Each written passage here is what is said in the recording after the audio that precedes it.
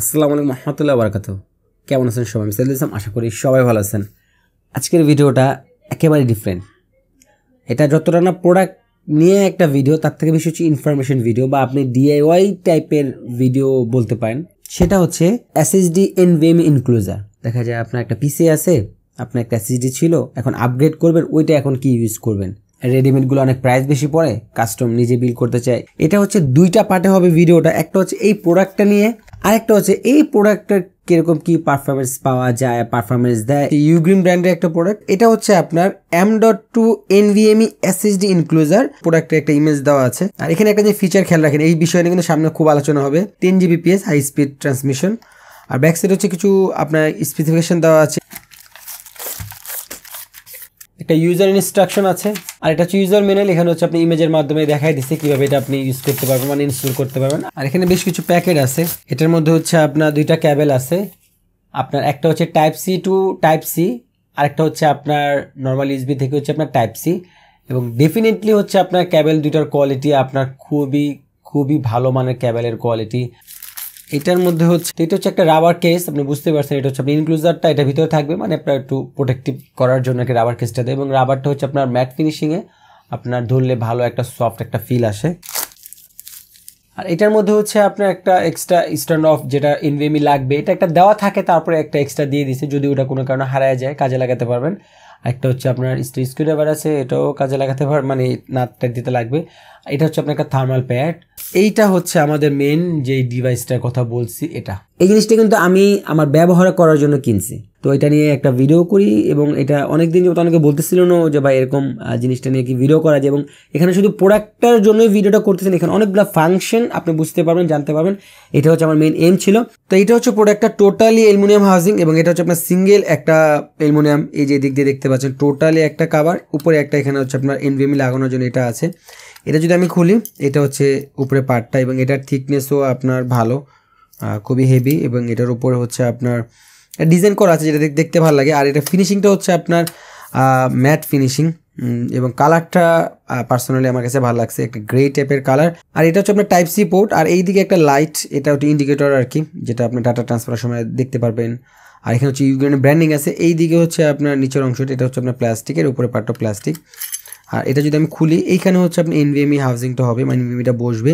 আর রাবারের কেসটা লাগানোর পরে লোকটা এরকম আসে, এটাও খারাপ লাগে না, ভালোই লাগে। আর রাবারের কেসটা হচ্ছে একটু গ্রে কালারের মধ্যে আছে। রাবারের কেসটা মূলত প্রোটেক্ট করে কি, দেখা গেল হাত থেকে যদি পড়ে যায়, এই কর্নারগুলো তো অবশ্যই আপনার ড্যাম্প পড়বে বা ফ্র্যাকচার হবে, এটা দিলে একটু আপনার সেফটি হয় আর কি। আর কেসটার ওজন হচ্ছে রাবার ছাড় 68 গ্রাম, আর রাবার দিলে হচ্ছে আপনার 83 গ্রাম আসে। তো এখন হচ্ছে দেখাবো আপনি হচ্ছে ইনক্লুজারে এনভিএমই এসএসডি বা SATA M.2 কীভাবে ইনস্টল করতে পারেন। খুবই ইজি একটা জিনিস, দেখে নিলে আপনার জন্য উপকার হবে। আর আমি এখানে যে এনভিএমই ইউজ করি সেটা হচ্ছে OCPC ব্র্যান্ডের 512 GB NVMe SSD. SSD price হচ্ছে আপনার 5600-700 টাকা। এটার সাথে হচ্ছে 5 বছর ওয়ারেন্টি আছে, যেটা এটা অনেক বড় একটা অ্যাডভান্টেজ এসএসডিটার। আর কোয়ালিটিও ভালো। তো এখন হচ্ছে প্রথমে আপনি এই নাটটা খুলবেন, এটা উঠে আসবে না, এমনি ঘুরবে, এরকম করলে এটা আপনার হাতে চলে আসবে এরকম। তারপর আপনি এনভিএমই বা SATA M.2 যেটা ইউজ করেন না কেন, এটা নেবেন। এখানে হচ্ছে আপনার দেখেন একটা পয়েন্ট আছে, এবং এই যে কাটা থাকবে, এটা হচ্ছে আপনি এই দিকে দিয়ে দিবেন।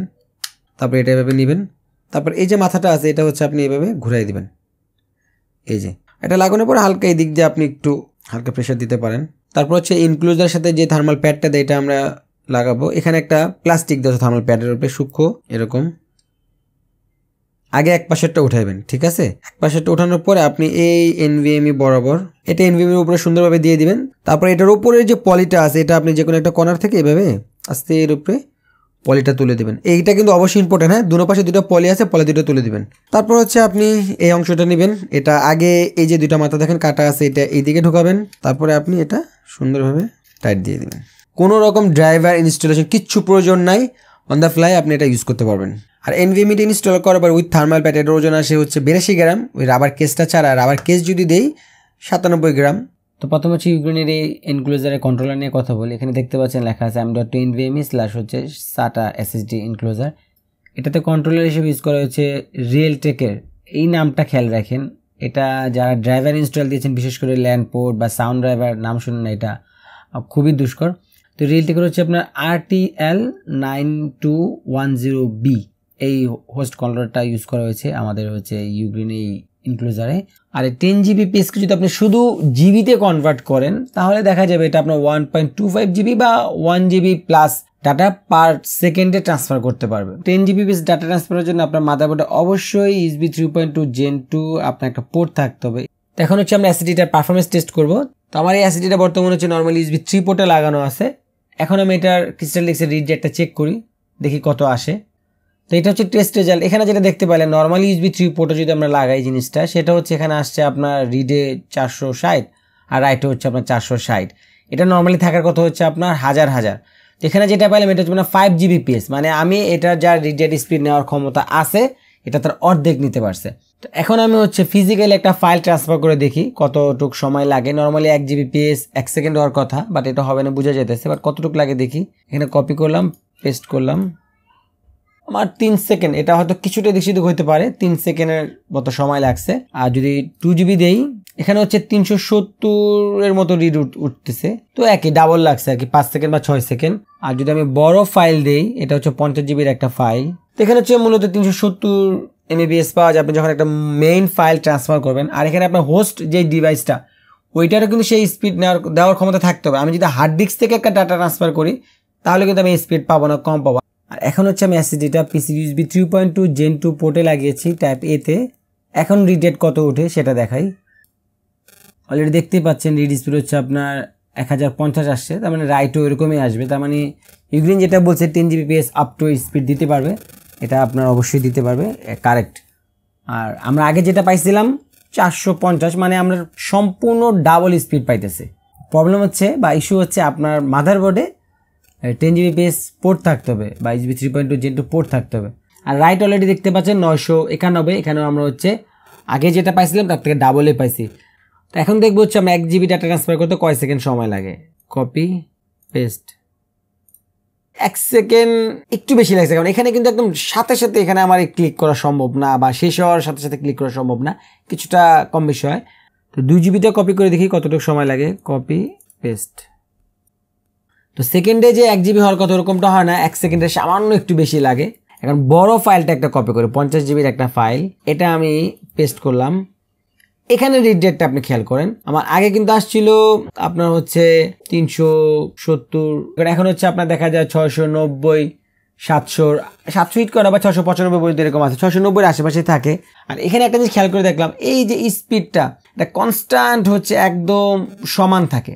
তো 50 জিবি ডাটা ট্রান্সফার করতে আমার সময় লাগছে 1 মিনিট 15 সেকেন্ড ধরলাম, 100 জিবি করতে আমার সময় লাগবে 2 মিনিট 30 সেকেন্ড বা এর একটু কম বেশি হবে।